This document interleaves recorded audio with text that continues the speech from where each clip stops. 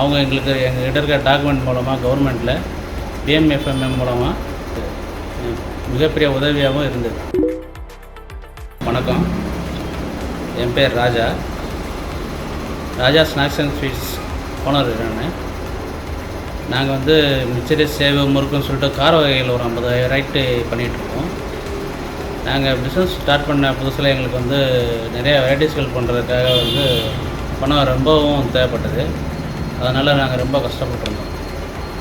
அப்போது இக்னேலில் நாங்கள் இந்த மாதிரி சப்போர்ட் பண்ணுவாங்கன்னு தெரிஞ்சு நாங்கள் அவங்கக்கிட்ட போய் கேட்டோம்.